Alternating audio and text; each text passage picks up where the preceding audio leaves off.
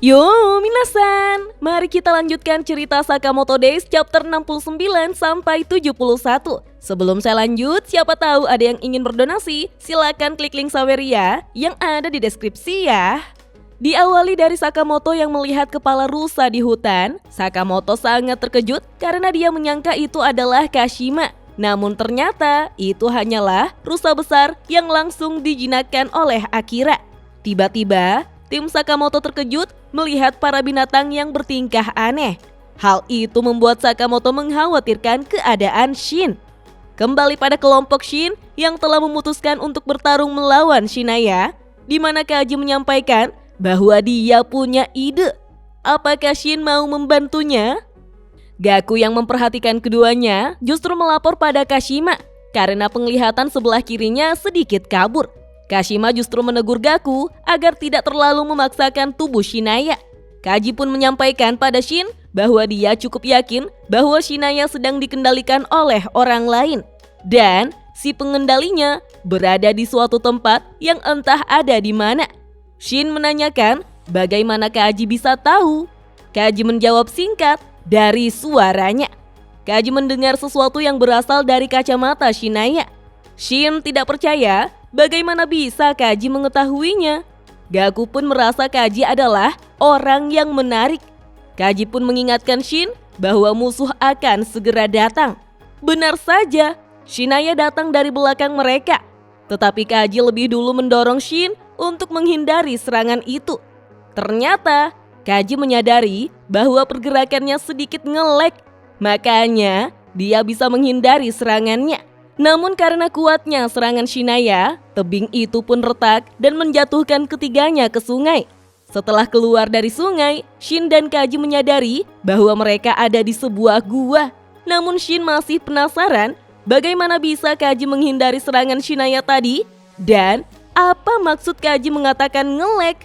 Kaji pun heran, apakah dia mengatakannya terlalu keras? Shin menyampaikan bahwa dia bisa membaca pikiran Kaji. Shin adalah seorang peramal. Kaji pun sangat terkejut karena dia merasa sangat malu.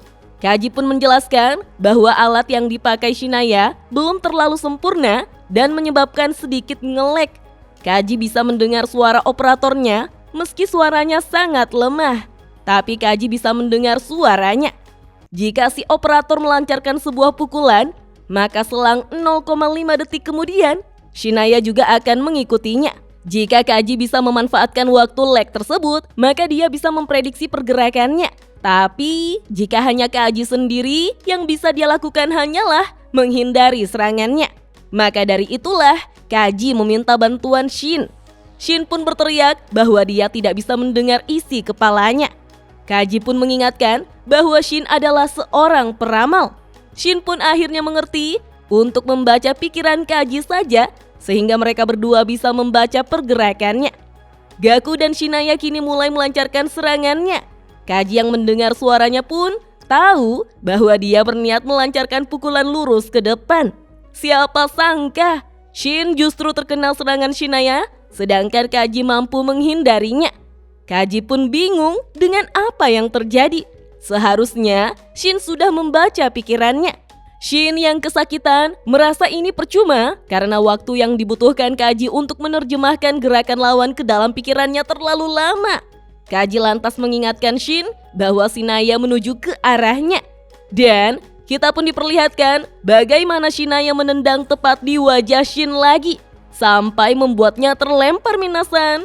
Kaji pun mulai frustasi karena ini tidak bekerja. Apa yang harus dia lakukan? Shin yang terkapar pun merasa tubuhnya tidak bisa bergerak. Jika diingat-ingat, hal seperti ini pernah terjadi sebelumnya. Penglihatan Shin pernah terganggu karena terkena racun. Tapi, Sakamoto membaca pergerakan lawan dan memberitahukannya pada Shin. Bisa dibilang, kejadian waktu itu sungguh luar biasa. Shin berandai-andai, jika saja Kaji bisa lebih cepat menerjemahkan gerakan lawan seperti Sakamoto, maka dia mungkin bisa memberitahu Shin lebih cepat.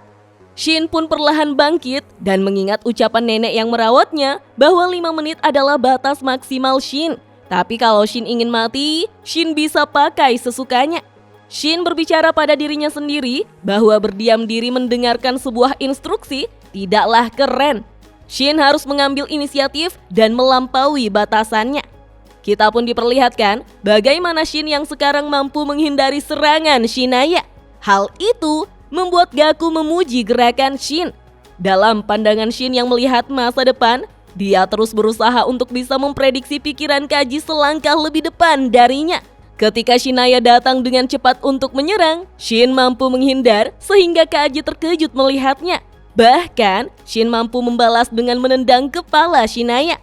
Namun Shin juga tidak tahu sampai kapan dia bisa memakai kekuatannya itu. Sementara Gaku meminta tolong pada Kashima untuk membawakannya suatu benda. Sekarang, baik Shin dan Shinaya sama-sama mundur ke belakang. Tetapi Shin memegangi dadanya yang berdetak lebih cepat serta penglihatannya yang mulai kabur. Shin menjadi kesal karena tidak tahu sampai kapan dia bisa bertahan. Gaku lalu mengatakan pada Kashima bahwa ini benar-benar menyenangkan. Di saat Shin mulai melancarkan aksinya untuk menyerang Shinaya, Kaji tampak memakai sesuatu yang berbentuk seperti headphone dan memasangnya di telinga. Dengan khusyuk, dia mendengarkan suara dari Shinaya. Tetapi Shin kini terdesak karena mendapatkan tinju dari Shinaya. Dengan darah yang keluar dari hidung dan mulut, Shin protes pada Kaji yang hanya berdiam diri. Shin tidak tahu jika Kaji fokus pada suara. Siapa sangka dalam satu gerakan, Kaji langsung menghajar Shinaya. Shin pun terkejut dengan gerakan yang dilakukan oleh Kaji. Gaku lantas tersadar bahwa gerakan Kaji adalah gerakan miliknya tadi. Kaji lalu mengatakan bahwa dia bisa mendengar suara musuhnya. Shin tidak menyangka hanya dengan suara Kaji bisa meniru serangan musuh. Shin pun mengingat bahwa Kaji adalah peserta rekomendasi sama seperti Toramaru. Kaji pun mengatakan bahwa ini akan segera berakhir. Shin langsung protes, kenapa Kaji tidak melakukannya sejak awal? Kaji mengatakan bahwa dia membutuhkan konsentrasi dan akhirnya dia bisa berkonsentrasi saat Shin sedang memancing perhatian lawannya. Kashima justru menganggap itu hal yang bodoh karena mereka bisa memainkan musik atau semacamnya. Tapi Gaku menolak saran Kashima karena menurutnya lagu Kashima jelek semua. Gaku melanjutkan bahwa ini mulai menarik. Gaku memohon pada Kashima untuk tidak mengacaukannya. Ketika Shinaya kembali menyerang, Shin pun melompat untuk menghindar. Tapi Shin memanfaatkan dirinya yang masih di udara untuk menendang stalaktit yang langsung menjatuhi Shinaya. Di saat Shinaya menjauh, Kaji pun datang dari arah belakang dan menyerangnya. Namun, Shinaya mampu mundur untuk menghindarinya. Menurut Shin, Shinaya dalam keadaan tidak seimbang sekarang. Shinaya sengaja mundur ke belakang untuk menyeimbangkan tubuhnya kembali. Kaji menganggapnya percuma karena dia mendengar suara menggema yang berarti itu adalah ruang lingkup gerakannya. Menurut Kaji, jika Shinaya mundur satu langkah lalu ke kanan, maka orang yang mengendalikan Shinaya akan terbentur tembok. Dan benar saja minasan, Shin lantas memanfaatkan situasi itu untuk menendang kepala Shinaya. Tapi kemudian Gaku yang tidak ingin diremehkan justru meninju tembok dan menghancurkannya. Siapa sangka Kaji sudah menduganya. Setelah terbentur oleh tembok, untuk sesaat pergerakannya akan terhenti. Kita pun diperlihatkan bagaimana Shin dan Kaji bergerak secara bersamaan mengepung Shinaya. Tiba-tiba, Gaku meminta maaf pada Kashima karena dia akan melukai tubuh Shinaya. Dan kita pun diperlihatkan bagaimana kedua tangan Shinaya lurus ke belakang sehingga kedua tulangnya patah. Kemudian langsung menyerang Kaji hingga tubuh bagian kirinya terluka. Baik Shin, Kaji, dan Kashima terkejut dengan gerakan itu. Sementara Gaku semakin bersenang-senang. Ketika Kashima meminta Gaku untuk berhenti, kita pun diperlihatkan Shinaya justru menyerang Kaji menggunakan kedua telapak tangannya yang saling menepuk dengan keras. Dan bunyinya seperti bom hingga telinga Kaji mengeluarkan darah. Namun, tampaknya tubuh Shinaya sudah mencapai batasnya. Dia sampai mimisan serta kedua tangannya terluka. Di saat Shin mengkhawatirkan Kaji, siapa sangka Shinaya sudah bergerak untuk langsung menyerang Shin dengan tendangannya sampai-sampai tubuh Shin menabrak dinding goa. Shin yang melihat Shinaya sudah berada di belakangnya, lantas mengakui jika mereka tidak bisa mengalahkannya, merekalah yang akan mati.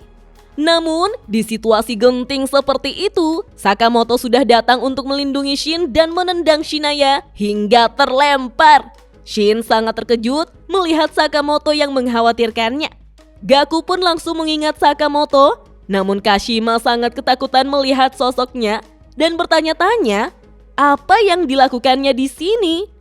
Ketika Kashima ingin membagikan informasi soal Sakamoto, Gaku memotong ucapannya karena dia juga tahu bahwa Sakamoto adalah pembunuh legendaris.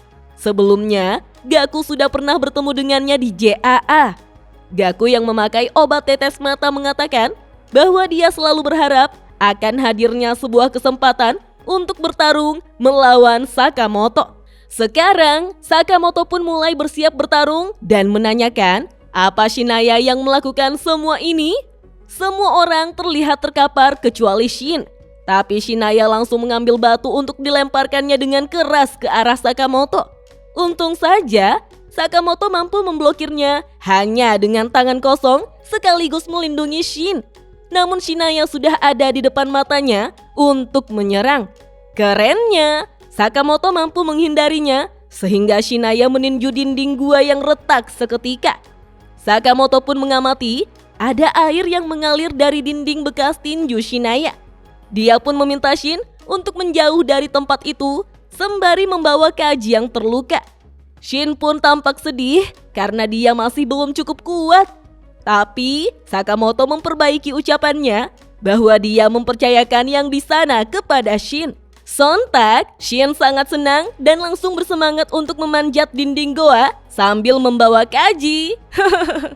Ketika Shinaya berlari cepat untuk kembali menyerang, Sakamoto pun memukul retakan goa sehingga debit air bawah tanah yang keluar menjadi kencang dan menutupi mereka berdua. Hal itu membuat Shin mengkhawatirkan Sakamoto.